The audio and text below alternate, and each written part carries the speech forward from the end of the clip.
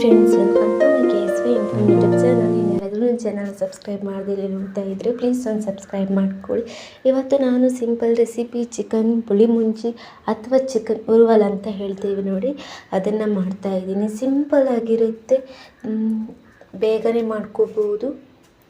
ನೀವು ಟ್ರೈ ಮಾಡಿ. ಇದನ್ನು ಹೇಗೆ ಮಾಡೋದು ಅಂತ ಬನ್ನಿ ನೋಡೋಣ. ಒಂದು ಮಿಕ್ಸಿ ಜಾರಿಗೆ ಒಂದು 6 ಬ್ಯಾಡಗಿ ಮೆಣಸು ಹಾಕ್ಕೊಳ್ಳಿ. ಖಾರ ಬೇಕು ಅನ್ನೋರು 2 ಗುಂಟೂರು ಮೆಣಸನ್ನ ಆ್ಯಡ್ ಮಾಡ್ಕೋಬೋದು ಇದಕ್ಕೇನೆ. ಹಾಗೆ ಒಂದು ದೊಡ್ಡ ಗಾತ್ರದ ಈರುಳ್ಳಿ, ಸಣ್ಣ ಗಾತ್ರ ಆದರೆ 2 ಹಾಕ್ಕೊಳ್ಳಿ.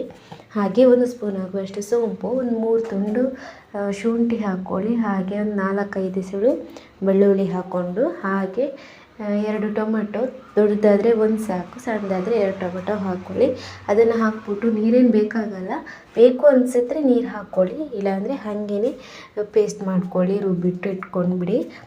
ರುಬ್ಬಿಟ್ಕೊಂಡ್ಮೇಲೆ ಬೇರೆ ಏನು ಇದಕ್ಕೆ ಹಾಕೋದಕ್ಕಿಲ್ಲ. ಒಗ್ಗರಣೆನೂ ಒಂದು ಸ್ವಲ್ಪ ಅದು ಹುಡಿ ಇದು ಹುಡಿ ಏನೂ ಹಾಕೋದಕ್ಕಿಲ್ಲ, ಇಷ್ಟೇ ಸಾಕಾಗುತ್ತೆ. ಹಾಗೆ ನಾವೇ ಮನೇಲಿ ರೆಡಿ ಮಾಡಿ ಇಟ್ಕೊಂಡಿರುವಂತಹ ಚಿಕನ್ ಮಸಾಲ ಪುಡಿನೂ ಯೂಸ್ ಮಾಡ್ತಾ ಇದ್ದೀವಿ. ನೀವು ಬೇಕು ಅಂದರೆ ಪೇಟೆಯಿಂದ ತೊಗೊಂಡ್ಬರ್ಬೋದು, ಅಂಗಡಿಯಿಂದ ಚಿಕನ್ ಮಸಾಲ ಹುಡಿನ. ಸೊ ಒಂದು ಬಾಣಲೆ ಇಟ್ಕೊಂಡು ಅದಕ್ಕೆ 2 ಸ್ಪೂನ್ ಆಯಿಲ್ ಹಾಕ್ಬಿಟ್ಟು ಡೈರೆಕ್ಟಾಗಿ ಚಿಕನ್ನ ಹಾಕ್ಕೊಳ್ಳಿ. ಸಾಸಿವೆ, ಈರುಳ್ಳಿ ಮತ್ತು ಏನು ಹಾಕೋದಿಲ್ಲ, ಹಾಗೆ ಹಾಕ್ಕೊಳ್ಳಿ.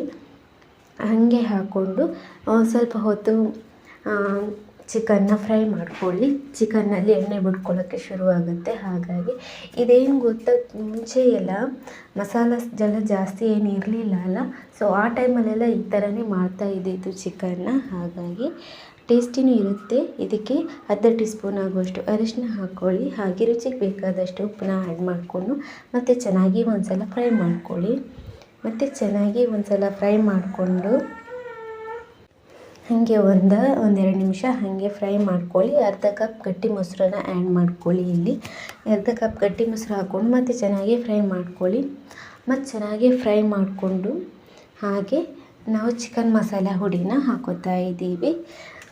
ಇಲ್ಲಿ ನಾನು ಮನೇಲಿ ರೆಡಿ ಮಾಡಿಟ್ಕೊಂಡಿರುವ ಚಿಕನ್ ಮಸಾಲ ಹುಡಿ ಹಾಕ್ಕೊಂಡಿದ್ದೀನಿ. ನೀವು ಪೇಟೆಯಿಂದ ತಂದಿರುವ ಚಿಕನ್ ಮಸಾಲ ಹುಡಿನ ಹಾಕ್ಕೋಬೋದು, ಇಲ್ಲ ಗರಂ ಮಸಾಲ ಹಾಕ್ಕೋಬೋದು. ಹಾಗೆ ಮತ್ತು ಇದಕ್ಕೆ ನಾವು ಆವಾಗಲೇ ಗ್ರೈಂಡ್ ಮಾಡಿ ಇಟ್ಕೊಂಡಿದ್ದೀವಿ ಮಸಾಲ, ಅದನ್ನು ಆ್ಯಡ್ ಮಾಡಿ 1/2 ಲೋಟ ನೀರು ಸಾಕು ಹಾಕ್ಬಿಟ್ಟು ಮತ್ತೆ ಎಲ್ಲನೂ ಚೆನ್ನಾಗಿ ಫ್ರೈ ಮಾಡಿಬಿಟ್ಟು ಮೇಲ್ಗಡೆ ಕಸೂರಿ ಮೇಥಿ ಇಲ್ಲಾಂದರೆ ಕೊತ್ತಂಬರಿ ಸೊಪ್ಪು ನಿಮ್ಗೆ ಯಾವ ಬೇಕೋ ಅದನ್ನು ಹಾಕ್ಕೊಂಡು ಒಂದು 10 to 15 ಮಿನಿಟ್ಸ್ ಮುಚ್ಚಿಬಿಟ್ಟು ಬೇಯಿಸ್ಬಿಟ್ಟು ಆಮೇಲೆ 1-2 ನಿಮಿಷ ಮತ್ತೆ ಮುಚ್ಚಳ ತೆಗೆದಾದ್ಮೇಲೆ 1-2 ನಿಮಿಷ ಬೇಯಿಸ್ಕೊಳ್ಳಿ.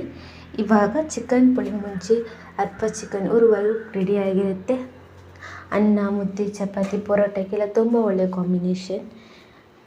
ಬೇಗನೆ ಮಾಡಿಬಿಡ್ಬೋದು.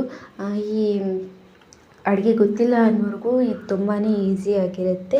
ಈ ರೆಸಿಪಿ ನಿಮ್ಗೆ ಇಷ್ಟ ಆಯಿತು ಅಂದರೆ ನನ್ನ KSY ಇನ್ಫಾರ್ಮೇಟಿವ್ ಯೂಟ್ಯೂಬ್ ಚಾನಲ್ನ ಸಬ್ಸ್ಕ್ರೈಬ್ ಮಾಡೋದನ್ನು ಮರಿಬೇಡಿ. ಹಾಗೆ ಇನ್ನಷ್ಟು ವೀಡಿಯೋಸ್ಗಳಿವೆ, ಚೆಕ್ ಮಾಡಿ. ಟೈಮ್ ಇತ್ತು ಅಂದರೆ ಒಂದು ಸಲ ನೋಡಿ. Thank you.